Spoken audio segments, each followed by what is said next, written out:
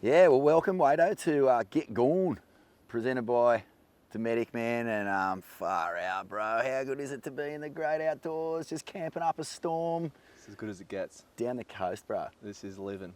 How sick. I actually don't want it to end. Nah. I hate when it ends.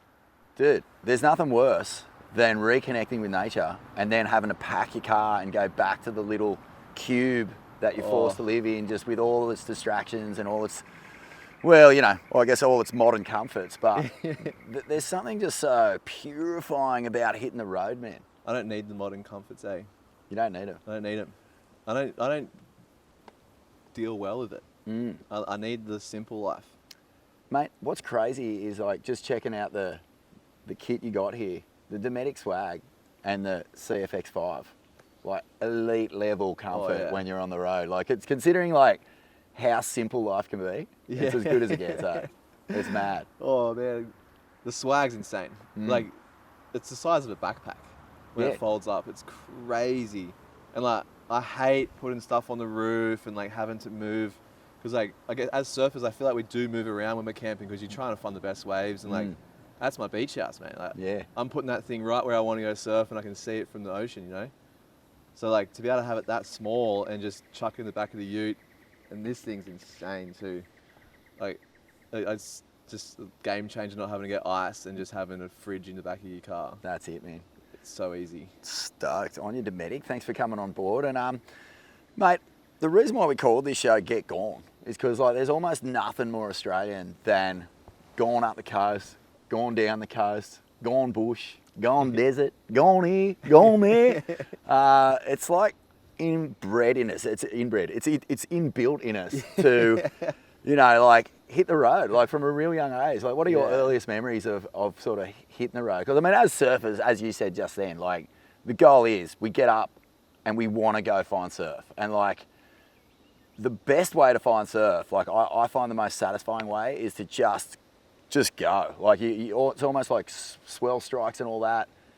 They kind of come with a bit of stress. Like you're chasing like the best moment that you can possibly get surfing, but it's way more satisfying when you just pack the fam up, hit the road, lock into a spot, and then whatever you get in that window of time is just the universe sort of like all syncing up with you. Yeah, you figure it out. Just it's like you move to a new town and you don't just adapt and you like clicked and everything's functioning. You know where everything is in the supermarket. Like you got to figure the town out and you got to figure out the zones, what the where the banks are, and you just got to like take it slow, pump the brakes a little bit, take it slow, and just like let it come to you. Because if you're forcing it, like you go on a strike mission and it's forced, like we have to get this wave, I need this clip, and you need to get that. And if it doesn't work out, you're all like butthurt and like stressed, and it's just like, man. Oh, mate. So it's like the opposite when you go camping, you know, like you got to just pump the brakes, let it come to you, and it'll all fall into place. That's it, man. Well, look, you know, just to give folks at home a little bit of an introduction, if they don't know you, you're a Central Coast born and bred Loke dog. Had a pretty impressive junior career and then hit the QE, made the CT, finished in the top 10 in the world, couple of CT finals experiences there. So, you know, travel has been your life for a long, long time, but take us back to the early days of hitting the road, man. Like, what are your earliest memories of you know, loading up the car and just getting out of here with your fam? Oh, I drove the back road to Delicate. Oh, I drove to Queens this morning and went through Racecourse and Delicate. Delicate Nobbies was my like family camping ground. Yeah, right. I remember just going there as like 12-year-old like onwards for years with my dad and my family. And I was driving past racetracks. I'm like, told my partner, I'm like, I have the perfect picture in my head of sharing a wave with my dad on my first foamy surfboard. And it's at that wave, and she was like, what, no way. And I'm like, and I got a pretty bad memory, and that's stuck in there, and it was good to be back and just to relive it all and see how beautiful it is again and just be back to that spot. But we came here so much and just soaked it all up, and I actually didn't realize there was so many beaches. Like I feel like we kept it pretty simple and went to the main spots, and now there's a few more nooks and crannies I guess over time I figured out, and want to explore a little bit more and find the good ones. That's it, man. And it's just good to be back. Unreal. That's what a magic memory to share. And I think like anyone who's listening or watching could probably relate to something like that, where you're just getting into surfing, you actually realise you're going on a camping surf trip. Like the excitement just starts to build, especially if you're going to places with like classic little point setups, real friendly waves. But you know, whenever you camp with your family, there's always this element of like everything is on the precipice of disaster, dude. Like, like my old man was incredibly short-tempered when it came to like setting up a camp zone or something like that. Like I remember one time me and Ronnie and Dad went camping down sort of around Foster, that like little zone, and we kind of got there. I think he'd had a blow up with our stepmom. And so he turned up pretty eggy. It was just starting to get dark, and you know, like the mozzies are out and the sandflies are getting him, and he's trying to set up this tent, but the instructions were in Chinese, and next thing he's just like, he's slapping himself and he's just getting angry and angry, and the tent poles aren't going together, and next minute he's just ripping the tent out of the ground and fucking hurling it into the bush. And we're just sitting there going, like trying not to piss ourselves because he just was getting so pissed. We ended up sleeping in a motel that night. No way. But yeah, what about you, man? Like, did you have sort of similar experiences with your folks growing up? I don't remember like the full pack, like setting up the tent debacles, but I remember getting in the car was an issue. Yeah. And my dad was like, AIS, arse in seat, 7 a.m, we're on the road. Like everyone, if you're not there, we're leaving. And I'm like, I'm in the car, like I can't miss this. I remember that was always the issue, getting everyone in the car going. Yeah. And he would be packing it from like probably 4 a.m, just loading it up. And then it was always like, Mom, where are you? What are you doing? Come on, where's this? Where's that? Yeah. We all do it. It's pretty funny. Oh, mate, just another story about my old man quickly. When we'd packed to go camping, the car could not fit a fucking tally-ho in it. It was so full, and I'll never forget this one time. We had the car so full, and he had one of those old Valiants with the wind-up back window and stuff, but it had a tail as well. And it was so full, and he had this one last thing, a packet of Wheat Bix, which you could fucking buy it like on the way. But for some reason, he wanted to put it in the back, so he sort of like balances it on this thing, and then he lifts the tailgate, and it just goes. And just like when we get to the campsite, you know, you open up the Wheat Bix, it's just a bag of dust. He was mad, dude. Fucking, he's such a weirdo. He'd like pull the boards on so tight. We'd get the boards out of our bags, like out of board bags, and there'd just be these hectic hockey strap like depression dings on the rails. You'd just be devo. Oh, so camping, like, but that's like one of the great things. Like the disasters and the debacles are kind of the things that you like, 100%. you love in some ways. Like at the time, they're full-blown torture, but once you're all set up and stuff, it's pretty sweet. On the other side of it, they're funny. Yeah. They're never not funny on the other side. But during that heat, it gets heated. Heavy, eh? It gets heated. But they're like, this stuff and space these days is crazy. Like, no wonder the old boys were blowing up back in the day. Like, the tents were pretty intense. Oh, man. Like, there was so much going on. They were so intense, you were rarely intense because they were just a pile of, like, scrunched up. And then the wind comes or the rain comes and they're all getting blown over. Oh, rolling over in your tent and you just, like, just the whole side of your body gets soaked because, fuck, that's Me and classic. Dad went to the Oki Grom comp one year and we were camping in the camping ground in a tent and we ended up just floating. It rained that much and I rolled over and we were like a waterbed and I'm like, oh shit. I'm like, Dad, wake up. And he's like, what? I'm like, what's going on here? He's like, oh shit. We're moving. We're like floating down the caravan park. And it's just like crazy shit just happens. And you don't get that if you're in a hotel or something. Like it's just different. Yeah, man. And the spot. And then what about like when when you get a bit older and the family camping sort of goes to one side and you start getting into like camping with your mates, like you start getting into those, we're all going up North Head Road. We've got like a bag of buds. We got like a bunch of homebrew that we stole from fucking Goda's joint. And you know what I mean? Like you kind of like, that's the first time you kind of feel totally free of everything in your whole entire life because there's no folks around, there's no structure, there's no one keeping an eye on you. And you fully have that first experience. Like for you guys on the Sunny Coast, like did you have that sort of Yeah, that experience, or sort of even just places close to home, like nooks and crannies where you could go and do that sort of thing? I would never really camp close to home just because it's such a small place, so you could always drive and go surf. And Sydney's on one side and Newcastle on the other side, so you kind of want to get either side of them. It's like go down the south coast, go camp at Ulladulla or something. But I always kind of went to Foster or Crescent, and that would be like the zone to go camping with my mates. We just go to Foster, and you have so many options. And then that's when you start learning. You're like, oh, I'll chuck it all in. I need my bed. I need this. And then you get there and you're like, fuck, I forgot so much shit. You're like, what am I going to do here? The pub. Yes. Yeah. Do you have like, because I can think of maybe 3 or 4 classic camp trips where, you know, not a lot was going on. It was stinking hot. Yeah, suddenly Buster had come through and it was just crazy. But then like, you would just get one day of the most pump and surf ever. And it leaves such an insane imprint on your mind, because like when you're in that space, it doesn't have to be the best surf you've ever seen. It's just a surf that you couldn't believe you were getting to yourself with mates. Yeah, just the surf that puts a smile on your face. Yeah. Eh? Do you have any of those, like from you know, just your years ago on camping, maybe before tour years, where you were just with mates and you just absolutely nailed it?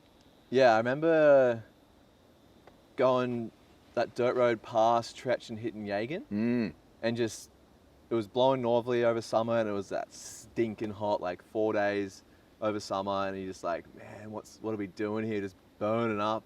I was camping on a mate's like farm in Bulladila, so it was probably 10 degrees hotter back there.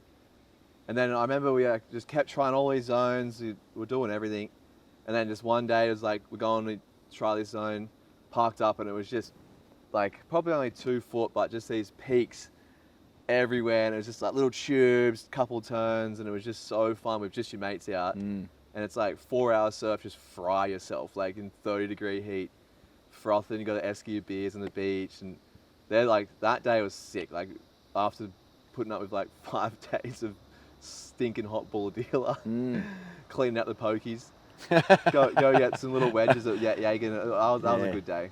That was definitely a good one. How's the, like, you know, even I think when you're really young, like sort of in your early 20s or maybe late teens, where you are just getting away from everything and getting out there, you kind of have these epiphanies, which do feed into what you were saying before about never wanting to leave. Like when you are living in that filthy, simplistic, salt encrusted life where you know, you're just sitting by a fire, there's no distractions, there's no sort of invasion of your attention from anything other than nature. Yeah. It's like, oh man, it's like you kind of figure a lot of things out in that space about who you are, where you want to be, and what you want to do, and the priorities of life, because you just don't have all this sort of comparison and, I don't know, goal-driven stuff. You're just living in the moment so hard. Yeah, you're just stuck in that moment, and it's like your call to go do things and get out and chase waves or go fishing, or just, I love just sitting there having a beer at sunset for hours, multiple beers, and just watching it go down. And it is that simplicity which is like special to me. Yeah. Because you don't, like, you can get it at home, but it doesn't like turn on as quick as out in the campsite with your feet up, getting maxo relaxo. Speaking of nature, you got a moth crawling up your beard. Get out of here, mate. Oh, there's nothing better than reconnecting with nature, mate. What about, like, you know, yeah, when you are sort of out there in the wilderness, whether it's out in the desert, you know, out in the bush, whatever, you do have these sort of cosmic interactions with the natural world. Like, have you got things where, you know, a goanna ran into your tent, or something bumped you off your board, or, you know, like those things where you kind of understand just how, I don't know, like just how fragile, you know, like life can be when we're in that wild space. Yeah. But how rich and abundant as well. Oh, it's just like the places like the country we live in is like built for this, and the best places I've been are always the places where there's no houses. Like they're so far away from houses, and you just seeing whales like jump in, and like goannas crawling, dingoes, like all the like the Aussie icon stuff that you go overseas and like people say like, oh, you live with that? You're like, well, not actually, I don't actually live with it, but when I go camping, I'm like in and amongst all of that, and like it actually is the real Australia that everyone kind of talks about and thinks of, and it's just sick to be a part of that, and like kind of, I guess it makes me feel a little bit smaller, and you can just soak it all in and realize that there's beauty out there that's just like not on a screen, it's in like real life, you know.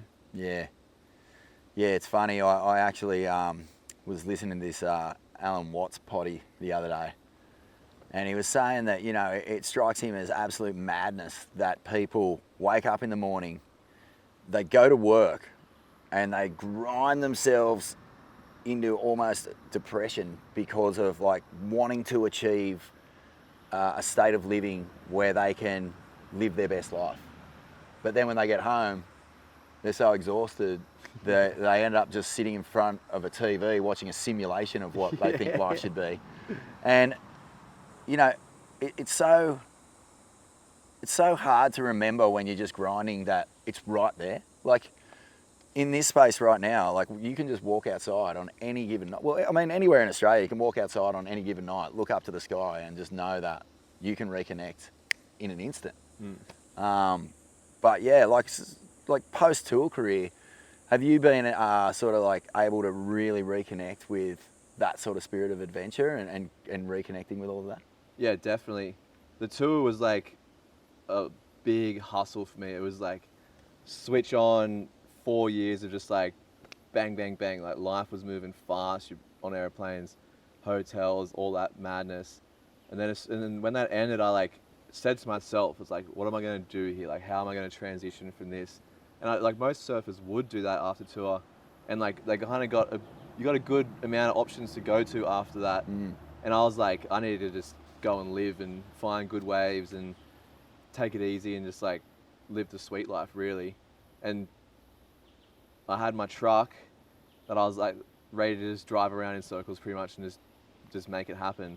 And I drove to West Oz twice, like for 2 different adventures, and just like some of the most mind-blowing experiences and best moments with my mates. Like, yeah, share some of those things, man, because like I really think that like when you want to be a professional surfer, like, you know, like when you dead set have the talent to get to that space or the drive, that soaks up all of your time as a young man or woman. You know, like you are so dedicated to get to the top where you got to requires like endless commitment, and it just, fuck man, there's no other way. You can't just breeze it. No. And so I was going to ask you, like, just how fast does it go in retrospect? Like when you get to the end of that journey and, you know, you start to think, okay, well, maybe I'm not going to go back on tour now, or maybe I'm going to move on from competing.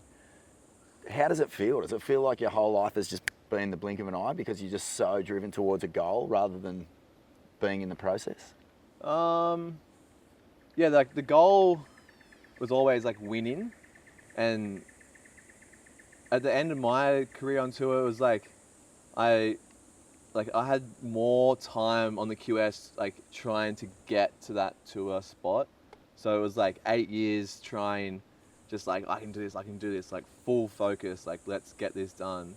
And then it got there, and like a weight was off my shoulders in a way, but it was like a new fire was lit to like execute and like succeed. So I like tried to like grab that and just be like, let's soak all this up. And I would have so many more memories on tour, like just of good times and like experiencing what I wanted to experience. I didn't want to like sacrifice things just because I was there. I wanted to be a part of it all.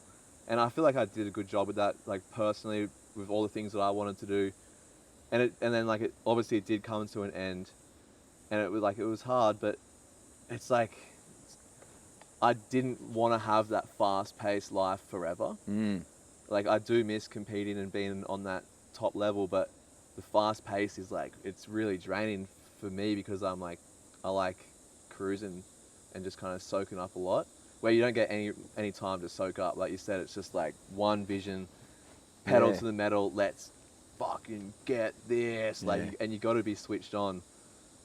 And like, I feel like the guys who end up being veterans have it all figured out, where like they can separate competition and life. But I wasn't on there long enough to get there. But man, you said that you did get to, you know, once you did hit that CT, like enjoy the whole experience, not just, you know, be focused on the goal of winning.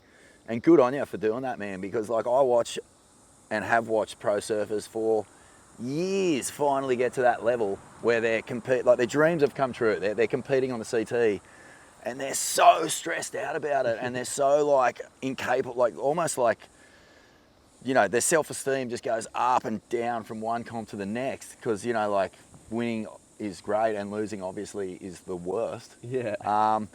But even like, you know, you were saying the veterans, man, it takes them ages to get to a place where they're actually enjoying the countries they're going to. Like, yeah, they might get a little taste here and there of different things, but they're so focused on the job at hand that getting out and with their backpack on and staying with the local family and doing all that stuff doesn't always occur to them. And Steph Gilmore told me, you know, just last year that it took her 5 or 6 world titles before she started going out on the town and visiting cities that weren't close to the contest site and actually like going and experiencing that. So like, I think that says a lot about your just natural sense of adventure, that you were going to these places and going, nah, man, I'm not just here for the comp. I want to like marinate in this joint a bit. Yeah, and experience like, it was like I did the QS with like mates who were like competing, and or like some mates come and wanted to travel and see the place.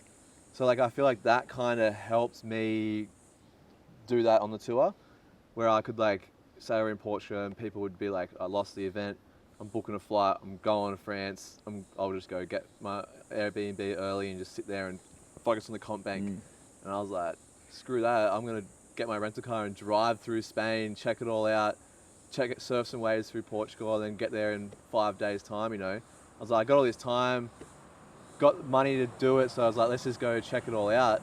And I always traveled with like either a filmer who was my buddy, so like, let's just get this done and soak it up, you know, and enjoy all the little stuff, because the little stuff is like what you really remember. Yeah, some man. random shit that you're just like laughing for days about. Oh, I mean, that's where the real joy is, man. Yeah. So it's all in the details.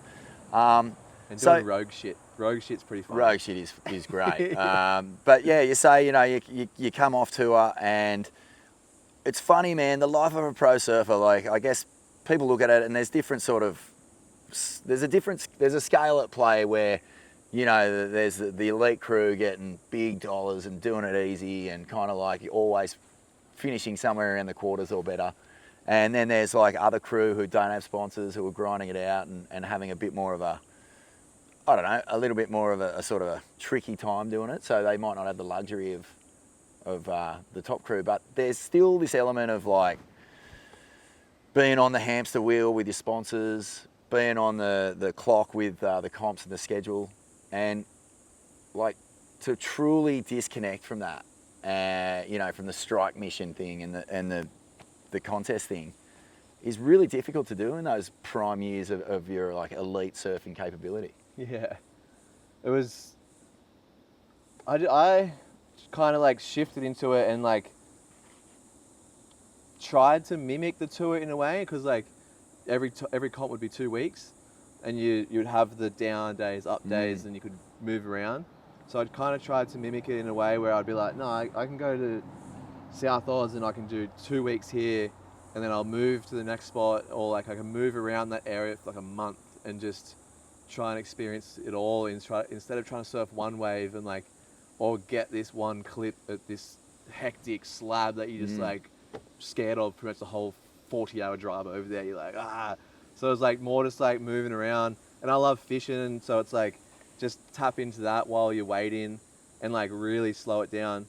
And like I'm doing that, the boys in the back are like freaking out because they're not getting tubed and spat out of hogs every day, and they're like putting pressure on you, and then like everyone starts getting cabin fever because they're cramming the car, driving around all the time. And they got all these different dynamics, you know. Yeah. And it's just like, we got to just sit back and just stop and find it.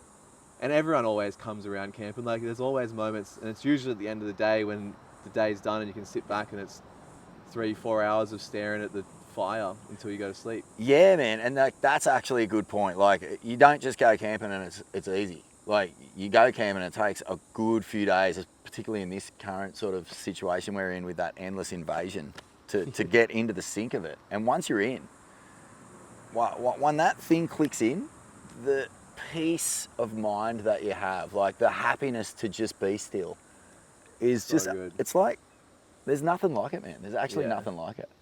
All you gotta do is just feed yourself and stay hydrated. That's it, man. Cooking up, I love doing cook-ups on the fire and just eating like a king on the road. It's so good, and then you're just waiting for the wave to turn on.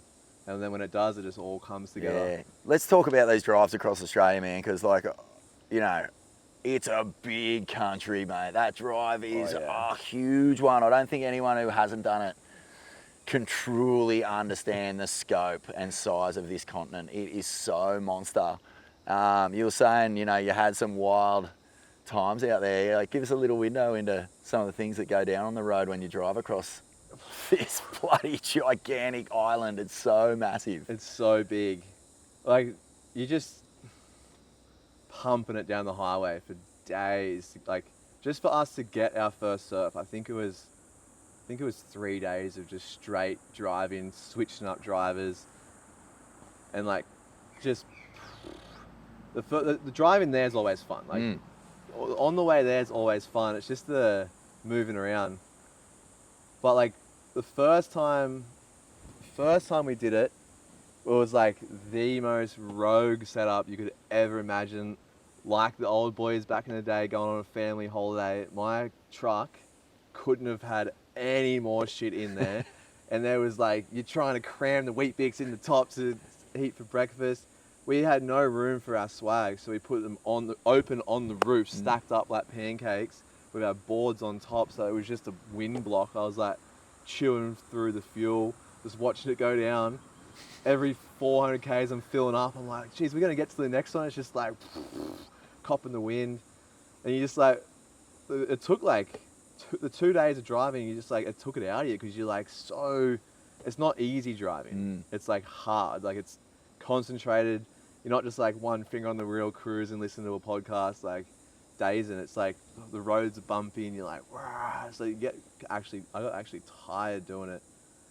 And then like sleep on the side of the road, hearing road trains come past, and you're just like, whoa. But then like, I kind of love sleeping on the side of the nullarbor, just like parking up, and you're like, all right, we've just drove 14 hours, and now this is our campsite. You're in a dirt patch.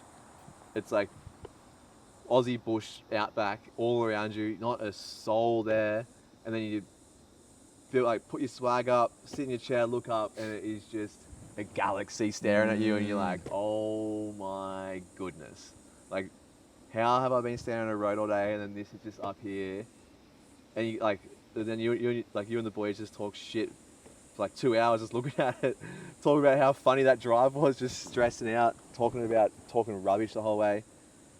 And like, those moments to get to the zones were like kind of fun for me. I loved it, because they did take a while and they were quite taxing, but it was fun. And that drive, like, it is so long. And like, describe sort of how the landscape changes, like some of the wildlife you encounter. Like, I really want to sort of just get your take on it, because I know that it is stressful. It's hard to pay attention to all that stuff. But I remember Mitch Colborn telling me this story about, you know, driving through SA, and he's just hammering, and he's kind of, I don't know if he'd eaten a few gummies or shrooms or whatever, and he's just sort of driving, and he just turns his head, and there's just this emu head like running alongside the car, just like a perfect speed, just like jigging and looking at him and sort of racing it. Like, you see shit, man. Like, you see shit. And it's the great joy of it. Like, you just don't see that stuff if you're sitting in your box. So, like, any like classic encounters or things that you see, how does the landscape change when you go from, you know, east to west coast? Oh, it's like rapid. It's like constantly just doing this. You go through like dense forests, like windy roads, to then like dead flat with trees, and like train tracks where you're just hugging this train track for 400 Ks and you don't even see a train or anything, and it's just barren. then it goes dead flat, no trees at all, and just dirt. And you're like, what's out here? Mm. And then you stop at the one servo there is on the road to fill up, and it's just an old creepy lady with a pet bird, and she's like, "You guys want fuel?" And you're like, "What are you doing out here?" What sort of bird was it? Do you know? It was like a galah or a flying eagle or something. Yeah. It was these big eagles in this huge cage. It was freaky. I was like, "What is she doing out here?" Like, she. You guys like the water from the top end? Yeah. Yeah. Classic. It's pretty. It just constantly changes, and then you always try and find shortcuts too, and you like roll the dice a little bit with these shortcuts. And I remember hitting this one with my jet ski on the back because this one road was closed. I'm like, no, we got to get here to get this swell. We got to get. It's like still 12 hours away. We got to hit it. Mm. Like, all right, we're going this 4B track, and it's 100 Ks. It's like 100 Ks on a tar road. It's like an hour. And like, we should get through that like just over an hour. It should be sweet.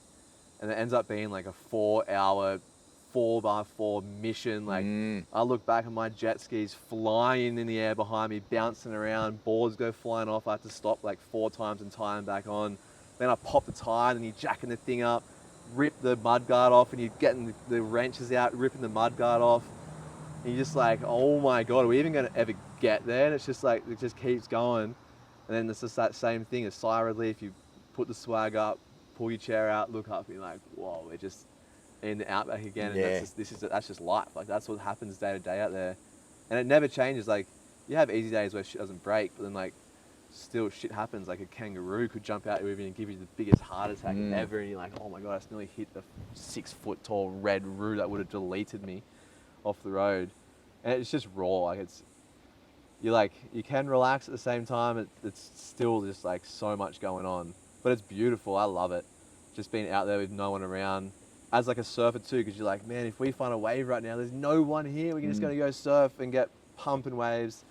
Well, that's the payoff, right? Like, it's not just, I mean, there's kind of like, I guess there's a bunch of payoffs, but the ultimate payoff is like, if you're just doing it to get out there and you just want to be completely removed from the rest of everything and just experience this sort of natural world at its most intense. Yeah. The payoff is getting pump and surf. And like in the last couple of years, like, we know that you've been scoring because, you know, Revival came out. It is insane. Like, some of the setups and some of the big pits and just pumping waves you guys scored come on the back of just genuine adventure, man.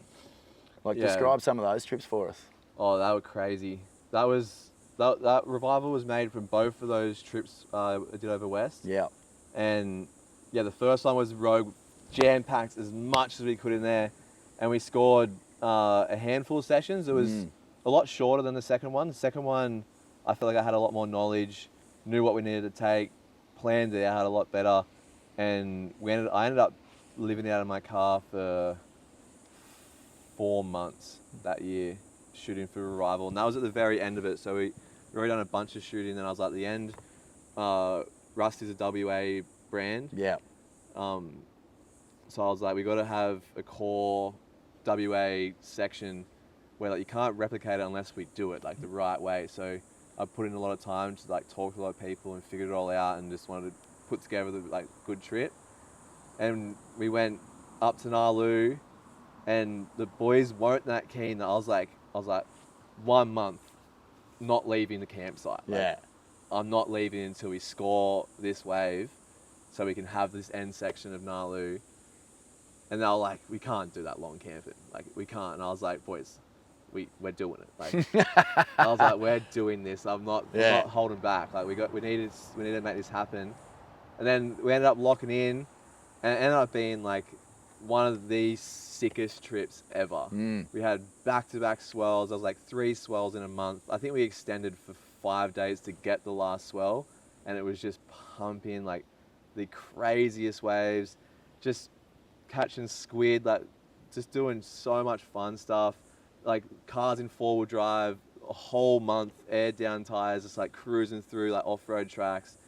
And you just like stuff you dream about doing camping was like every single thing got ticked in that month off the list, and like cooking in the fire, cooking like coffees in the morning, watching the sunrise. Like that's like a special thing to me as well. Watching the sun come up and watching the sun go down every day is pretty special, like, and like is what I want to do with my life, to be able to like experience that. Because at home you get caught up, like I said, and you don't get to do it. So camping, it's just like so easy. And mate, the community, you know, because like with those couple of camps in particular, Bluff and Nalu, like you've got basically these giant camping communities just are all experiencing that same thing, that connection to the natural world, that watching the, like, up with the sun, down with the sun, hanging out. It's communal, like everyone's chipping in and helping each other out.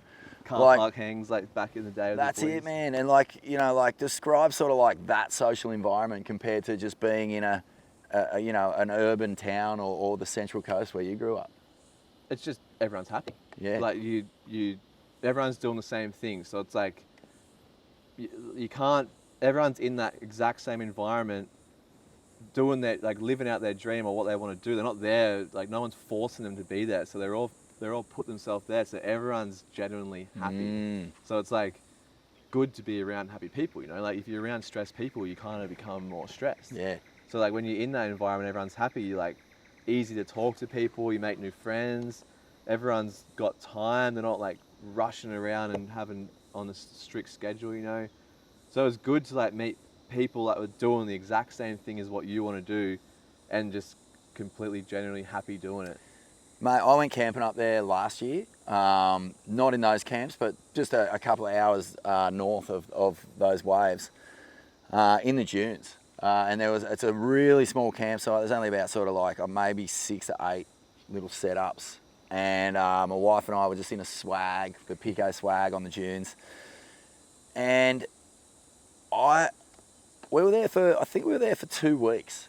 And I had never been happier in my life, dude. In my life, I was just going, this is living. And there was just really not a whole lot going on other than, you know, trying to keep the flies out of every single fucking wet bit on your face or body. It was just gnarly. But like, talk about something that like you'd think would drive you crazy. If you didn't have a fucking face net, yeah, you'd probably last about 3 seconds. But you know, once you can deal with that, the natural existence of just living in the dunes was incredible. The only fucking bit of a downer was like one morning we just wake up and we're just staring up at the stars and we just see these fucking Elon Musk fucking satellites, just like 48 we counted in like 3 hours, dude. 3 hours, 48 satellites. What? Just I was buzzing going, leave around me you. alone, you fucking reptile! It's just like, I'm in the dunes. I'm like on the furthest, you know, like the furthest point from any major population on the planet, and here's Elon Musk just fucking buzzing around my head like a drone. Oh, it did my head in, but yeah, anyway, it was like, you know, that feeling of just utter contentment. And it's such a nice feeling, man, when you know that, that, you know, you don't have to worry about the future, you don't have to worry about the past. If you can just find a way to live off the land and the sea, you're pretty much in the best headspace you'll ever be in. Yeah, 100%. It's so good for the head just to have that clarity, and you only got to think about the next meal, or you only got to think about what you want to do to get out of the heat or something. Like, it's just simple living. Yeah. And like, I'm all about simple living. I don't want to make my life harder than it should be. So it's just like, keep it easy, go fishing. Like it's a tropical paradise up there. Like all the guys up there were telling me, like it's the closest coral reef to land in the world, I think, or maybe in Australia, because the Great Barrier Reef's miles out. Yeah. And like, it's the same sort of thing, but it's on the bloody shore. Yeah. So it's like, I got the best of both worlds here. I'm camping, I'm fishing. I had my jet ski. I left my jet ski in the water for like 2 weeks up at Exmouth. After I did Nalu, I went up there for like a few more weeks, and I did some camping, and I hung around and just checked it all out. And I just had it in the water, anchored up. Had some old duck knock on my car. She's like, bang on the car, and she's like, "Is that your jet ski?" And I was like, "Yeah." It's like 6 a.m. Like, "Yeah." She's like, "Oh, it's just floating away." And I was like, "What? Floating away?" And I jump out of bed, put my pants on, I'm running. And this guy I was chatting to yet the day before, like, he's like on his morning walk, and he comes up to me, he's like, man, I caught a wahoo yesterday, the thing was so big. No. And I was like, oh, good stuff, man. I was like still trying to wake up, and he spoke to me for like 10 minutes about his fish. And I was like, good on you, man. And he's like, oh, is that your jet skier down the beach too that's floated away? And I'm like, dude, you could have told me that first, then about your wahoo. He's like, that's how happy people are. They're just that stoked about their shit. Yeah. That is how they're cruising. But I had to like, both my anchors broke and it just got washed away. Like, and it was like, I think I was on day 2 of doing it. And it just got caught on this sand spit and it was beached. And I was like, oh my God, I nearly lost the jet ski. And I tied my knots a little bit tighter the next day, put it back out there. I spoke to a few people and I'm like, man, boats disappear from here most nights when people try to leave them in the water. And I was like, oh, because it's a bit of a stitch up, like super soft sand, like beach launching. I was solo a lot, so like beach launching the jet ski solo is kind of hard. So I was like, I'll just leave it out there. I can just walk in and go for it. Anyway, the next night, I got the same old lady. Your jet ski's floating away again. I was like, oh my God, what is going on? And it was just dragging anchor like out in the middle of the ocean. I was tripping. I was like, how the hell am I going to do this? And I ended up just like trying to MacGyver shit up, figure it out. Like I got my hand full of tools and my rope and all the shit in the back of the ute that I can make work. And I ended up having like 10 days after that where it didn't float away, so I was pretty stoked. Yeah, man. Actually, that's another thing, you know, like getting out there, you have got to adapt to survive, and you pick up skills that you just don't know that you've got in you. Yeah. You have to do it. Otherwise, you know, like it'll all go pear-shaped and you'll be on the train or on a bus or hitching back home in no time. You've got to adapt. It brings out man. the man in you. It brings out the man where you're like, you got to figure shit out, I reckon. Because I'm useless with like tools and shit. I got 2 left hands, man. I don't know what's going on. And my jet ski broke like one day too, and I had to like figure out the electrics. And I'm colorblind, so I blew my boat up before trying to fix the electrics. So I was like, what's going on here? I was a bit sketched, and I had to like rub all this shit together, grind some shit back, and then it ended up working. And then you're like Tom Hanks in Castaway when he finally makes the fire. You're like, bro, I did this, bro. Picking up boulders and chucking them into the ocean, just going, ah. It does feel good. Yeah, it does, man.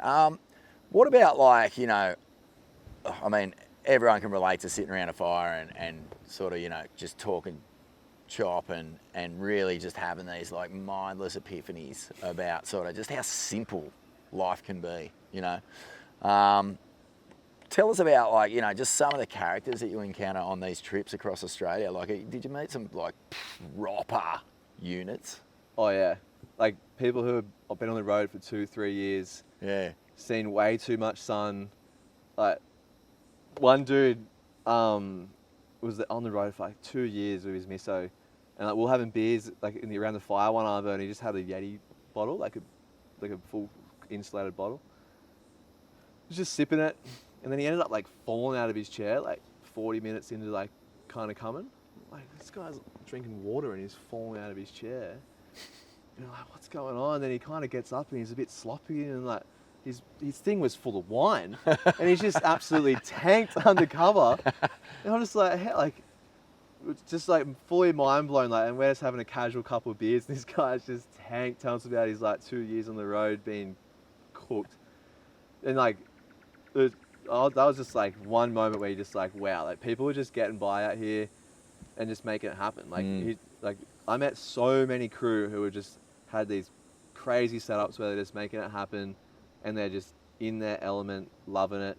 And like, you find inspiration off it, and you like, even for like your car or your setup that you're traveling with, you get like a lot of information. That's kind of how I bonded a lot with people. Would be like, oh, like, how are you doing this? Like, I feel like I got like the sleeping down pat, but like I want to figure out how to like get cooking, make that a bit easier. Like, it was all about kind of simplifying things and not having to have too many items. So it was like a nightmare of moving and juggle shit around. Yeah. So I found like talking to people about their setups and finding out products and like just simplifying how I do it. Was like special to like connect with all those crew, because living on the road for years would be hard, man. Like, it's hard enough plan a 2-week trip yeah, on the road. man. Well, I mean, if you watch that show alone, it's all about conserving energy when you're not in a space of just, you know, pure protection and comfort. You know, like if you're not completely surrounded by a fort, then you're using up a lot of energy for just really simple tasks. Yeah. And you want to save that energy for surfing, man. And like, I'd love to just get back into the water with you a bit, because Revival is like one of those films that just sort of popped out of nowhere and was just a full-blown return to glory for like adventure, big pits, like full-blown scoring and ripping and charging and having a mad crack. Like, what are some of the, like, there's a handful of sessions in that film that fully stand out. It was definitely in the top 5 movies of the year. And yeah, just walk us through, like, you know, a session or two that you were just going, no way, bruh, this is it, I'm living my best life. Because you must have felt like that on a couple of occasions. Oh, so many occasions. Yeah. When it's the build-up. Like, you have slow days, and you're just like, where are these waves? And the boys just start freaking out. The filmers start freaking out, and you're just like, and you're just sitting there like this, Avoca Jesus, just going, it will come. Pretty much, dude. I'm trying to meet everybody, be like, calm down, Letty. He's fucking doing backflips over there. Yeah. The filmer's trying to charge his batteries over there, and I'm like, you got 2 weeks, bud. Like, don't relax. And like, everyone's got their shit going on, and I'm just like, sit back and relax, baby. They're coming, and then it's the build up, and then you get like, we're surfing every day, regardless, like finding little waves or whatever. But then when the swell does hit, and like, it was like a special moment was the first swell that hit Nalu, and it, like, certain places like become quite electric when a swell hits. Like, Wilco was talking about Code Red in Tahiti, and like the energy on the land before the swell, and like Pipe's the same. When a big swell's coming or sunset, you feel it, you hear it, and that was kind of the same sort of thing. You're feeling this energy, and you're like, oh, what are we waking up to? Yeah. And you wake up, and it's just stiff offshore, freezing cold. You're having your coffee in the dark, and it's just like, you hear these big rumbling waves, and like, what the hell's going on here? Get in the car and drive like into the car park, and you just see like 10-foot heaving lefts, perfect offshore, like pumping, like lined up conditions. And I'm just like, oh my God, this is what we're here for. And it's like, it took like 20 minutes just to soak that in and just be like, okay, like, just, it's this, I still have like a picture in my head of just driving like and having this lineup shot, and it's crazy, man. Like, the boys are just freaking out, and you're trying to wax up your new stick, put on your wetsuit, and like figure out where we're paddling out, and just trying to put it all together, because like, it's surfing like Nalu at 2 foot to 10 foot, it's a different wave. Like, you can't even compare it. So like, having those moments where you just like drive into that session, and like, then you got to try to figure out the wave and get a wave. And man, that wave is like, it's up there with the heaviest waves on the planet in terms of what it demands from you, the skill needed to navigate the step, to be in the right spot for all of those slabs, you know, multiple slabs on one wave. Like, describe what it was like paddling out and the mood in the water, because, you know, like the energy on land in the camp and everyone fizzing, but then also once you're in that, you know, crazy dark blue Indian Ocean, and you're out there with people who have made it their life's mission to be there every time that wave starts to fire up like that. Yeah, just take us through the lineup as someone coming from the East Coast and sort of getting out there amongst it. The lineup was like super nice. Everyone was friendly, but it had that slight of caution because it is so gnarly. And like, there's crew who'd sit in certain spots, and there's the crew who are like on the main takeoff spot, who've dedicated their life to get that wave. So like, I stood back and just watched a couple of sets come through and just be like, okay, like, this is what needs to be done. And then like, then you hear this guy in the corners, like in your corner of your head's just like, someone died here last year. Someone died. Hit his head on the reef. And you're like, fuck off, mate. Like, I'm like trying to like get into the zone here and like get a wave. And then like, there's just all this shit, and like, oh, he broke his back. He hit his head. So like, it's pretty spoken about because it is so gnarly. And then people are wearing helmets, and it's all going down. But then it's just that whole campsite vibe comes together, and everyone wants their waves, and it works really well. And there's pretty short sessions because it's only a high tide surf spot. You can't surf it on low tide because the coral heads are out of the water. So you kind of just got to make the most of it, surf for 6 hours, and then you're done for the day. Like, it doesn't come back on again, which not many waves in the world are like that. You only get that one chance. But it was sick. It was, you just, like you said, that Indian Ocean, it's just blue and magical. Whale, like, I reckon I've seen 50 whales 20 meters away every time I surfed it. And you just trip in, like, they just launch in. It's like just constantly just special moments. And then when you get a good wave, it's like even better. That's it, man. And like, can you take us through the guts of one that, like, you went, whoa, I think that's as, you know, as good as I can get out here, like, or at least, like, that's what I was here for, that one wave. Can you take us through one start to finish? Because, you know, if I think about the great waves on footage out there, there's a few that properly stand out, like Camel and Ant-Man have had a couple of hammers, Jackie Robbo and Chippo, obviously. Shawnee Manor's got a psycho one. Laurie has some Laurie, crazy ones man, there. the list goes on and on and on. But yeah, like, what's it like when you kind of feel like you come out of one and the dragon's breathing on you and you're like, wow. Yeah, I was hooting myself. I was like, whoop, whoop, whoop. Yeah, like, take us through it from the drop to the exit and sort of like what you're looking at, because that step is just unique, man. Yeah, it took a few. To get like used to it, but I remember like just free falling from the lip. Like, you got to paddle hard, free falling from the lip, and then I'm always, actually, the step kept getting me, and we don't have a lot of waves that have that step, and I had to like force myself to not navigate it, like to just hit it, because it's kind of the only way. Like, if you move around it, I was getting lit up, so I was like, nah, I've got to hit this step. So I like was trying to have all these things in my head. I airdrop, hit the step.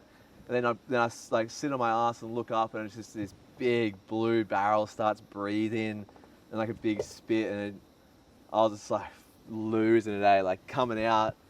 Like, I had that pictured in my head for a week of driving to get there, and it was so sick to actually get it. And then they just kind of keep coming after that, and you're like, oh, I want to try to do this in the barrel. I want to do turns after, and it just kind of like snowballs after you get one and feel that, and it just kind of was like, okay, it was all worth it now. Everything I've done to get here, it was all worth it, and I'm a happy man. That's mental, man. Oh, I just got the goosies just thinking about that. And then what's the vibe like, you know, when you get back to camp, the 6 hours is done, beers are probably flowing. Like, is it like being in a giant tribe that's just killed a mammoth or something? Like, is it just full-blown New Year's Eve and just yeah, it is. everyone walking around with their like doof pants on, just like fucking woo? You can tell who had a good surf, you can tell who had a bad surf, that's for sure. there's a clear vision. Yeah, all the crew either just sour by their fires, just like having a shocker, having a nap and sunset. But like, the vibes are good. Yeah, You're having your fire, you're having beers, everyone's talking about their session. It's a very visual wave too, so you see a lot of people, like you see your mates catch a lot of waves, which is even better because it sucks when you surf and snapper and like you don't even see your mate the whole time you're surfing. So it's a really good wave for that, where you like see a lot of waves, so that you're like, oh, like that one was sick, dude. I seen that thing, like you should be frothing, which is pretty cool. And then you just, everyone's just talking shit. The filmer brings out his laptop, shows you some clips, and you get all stoked. Fully. It's a good time, but you're bloody torched after it, which is like the best feeling ever. You sleep good that night, that's for sure. And then, mate, what about on the flip side of that? That's camping, you know, in a pretty popular camp zone. You're sharing like a communal experience with everyone. That comes with its own power. But then you've got the sessions where you are literally in the middle of fucking nowhere, just with a crew. You've got to navigate slabs and proper, you know, proper life-ending waves, really. Like, you know, you get one thing wrong on some of these waves, particularly some of the ones in Revival, and you just like describe the feeling of like scoring that sort of surf and sort of, because that's a different anticipation, right? You're not just fanging to get out there. You're kind of like, whoa, I've got to actually watch this for a bit and try and really find my way around it a little bit more. Yeah, we had some on the through the South Oz, or like right near the Nullarbor actually. We stopped along there at a bunch of spots, and we were camping in the middle of a desert with no one in sight. Like didn't see a soul for like a day or two, and you're just waiting for this wave to turn on, waiting for this wave, and then it hits. And yeah, the one day we shot at this one crazy slab. We waited all day and hit it for the Arvo session, and it just turned on with tide, or something happened where it just turned on. And I wasn't thinking about the consequences until I was in my suit on the back of the jet ski, like beach launching the thing, and being like, okay, like if anything happens right now, like we're really remote, like this is pretty gnarly. And there's a lot of stories of like shit happening at that wave, and like just chatting to mates and stuff, and then they're telling you horror stories, and like, well, okay, like they're playing through your head. So like the build up of one of those waves is, you got so much going on. Like you have like the clarity of camping and simplicity, to then this like head full of just scenarios and so much going on. And then you got your mate or two. We had two, like I had Ollie and Letty on the ski, and we were whipping in, getting these slabs, and like Ollie's just an absolute lunatic, and I think he whipped Letty in first, and Letty was taking it easy and getting like some big barrels, and then Ollie's like, okay, like my turn, like I want the biggest one that comes through, and I was like, holy shit, what's this kid gonna do? And he's just like, wait. I'm like, when we had radios, we had a radio on the land, and the filmer was like, there's a huge one coming. He's like, I want it. And then we're like, just like hooting him into these things, whipping him in. And then you come out, you're like high-fiving your mates after this like crazy big hog. And like, we ended up just having this session of a lifetime, like stepping off, like just getting whipped into these big, scary barrels. We're like holding onto the rope, waiting for these waves with my mate Tyler on the land with a walkie-talkie going. There's a big one coming, so you got to let the rope out, and you're sitting there, and like, this is that sharky, man. Like, it felt so deep in this big bay. Like, you have so much stress and so much built up just to get this barrel. Like, we're kind of lunatics in a way trying to pull this off. It feels weird, but like when it all comes together, and then you go back and it's the New Year's Eve campsite and everyone's high-five, and it's just like, woo, got the tunes pumping, and like no one got hurt, the jet skis back on land, didn't flip that, nothing broke, and it's like, we pulled that one off, boys. It come together well. It's like an accomplishment, you know? Mate, it's as primal as you can get, I reckon. Like, you know, like you go back to the earliest days of man, and that's what it was. It was like every single time you went out, primarily to get food, but you know, you were like taking on like these fucking giant megalithic lions and mammoths and saber-toothed tigers and shit. Like, it just is a direct line to that when you're taking on waves that have teeth just as sharp, man. Yeah. Well, and there's like the coral heads sticking out that you could get impaled on. It's pretty wild. I'm like super happy I was a part of that, because it's like the complete opposite of tour surfing, with like jet skis around, people around, water safety, and you have that like that blanket net of over safety. you, and it's just all there. But then you strip it all back, and it's like so much more raw, and you're so much more like free, and like you're the only one making the decisions. No one else is making the decision for you except you. That's it, man. And just finally, like, what about that big draining? Is it Mexico? Like the big, thick, fat, crazy point. Like, is that camping as well? Is that sort of getting out there and just staying on the fringes, or is that a little bit different, that trip? Kinda in a way, because like we weren't camping in tents or anything. Like we went back to our place we were staying, but it's a pretty remote zone. So like the same thing, you put in your car on the beach, you're setting up.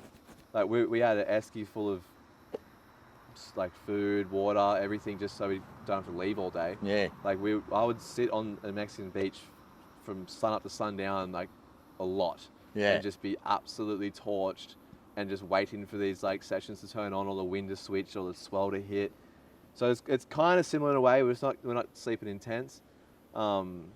but like, there's nothing better than sitting on the beach all day. Nah, just waiting and for how's some that waves. wave, man? Like, you just know that end section clobbering is coming. It's like, what, waist deep, full-blown, thick, triple up, shory just detonations. Crazy. Like, waves. that is one of the heaviest things when you know you're pulling into that end section. And when you, like, the doggy door is the most ludicrous fucking proposition, because the guillotine is that thick. It's got more sand in it than freaking like a concrete truck. Like, man, oh man, what a session, eh? I had sand coming out of every hole, in my hand. I took it back to Oz for sure. Like, it just grit everywhere up. Everywhere. And it's crazy. Like, it's one of those sections where it gets bigger. Like, it grows down the line. I don't know how it does it, but it's just growing into this morphed, thick cone. But that was a session of a lifetime. I've never seen waves do that before, for sure. It was insane. Mate, I'm so stoked for you, Wado. Like, your career, when you first burst on the scene and made it to the CT in particular, you know, you brought a realness, man. You brought like a real core sort of attitude. Smithy was talking about it when we did Ain't That Swell live at Safaris a while back. But yeah, you just sort of always had this nice sense of like doing it on your own terms. And I really think that you kind of touched on that. And I love seeing your surf career still exist in that space where you're doing it the way you want to do it, and all the pressures around it, no matter, you know, whether it's life getting in the way, you know, because you've got a young kid now and, you know, a family and all that thing, as well as still surfing for a career. But it just seems like you've got it dialed in, man. Like, you've got your tempo down, you've got the ability to be still, to hold your space and to just wait for the moment. And I just love that you're just packing up your car and getting gone, mate. You're getting gone. You're out there, bro. And the waves are coming, Wado. It's sick, bro. It's such an inspiration for people who will be in their cars listening to this going, fuck, I got to get out there, man. I've got to go camping, or I've got to hit the road. I got to go and just get out of this, detach from this constant grind and just feel the space and the peace of being out there. Yeah, you got to go get gone. We live in the place to do it, and I appreciate the words, Vaughn. Like, I'm stoked my little Grom's going to get to experience this too, and I can take him on the road and show him how to do it and just live the dream. Like, I actually think it's living the dream. There's nothing better than doing that to me. So I'll keep doing it as long as I can. That's it, man. And like, and I can tell that you'll do it forever. Like, this is a part of who you are. It's not just a career, you know. So good on you, brother. Great to see you. Good to see you, mate. You legends. Thank you. All right, let's just sit here and you want to pass us a brewski? We got a couple of coldies. You beauty. Cheers, mate. Thanks, brother. I wish I had two. It's the last one. No, go for it. I gotta go hit. Can you just stay there? Yeah. We're just going to film this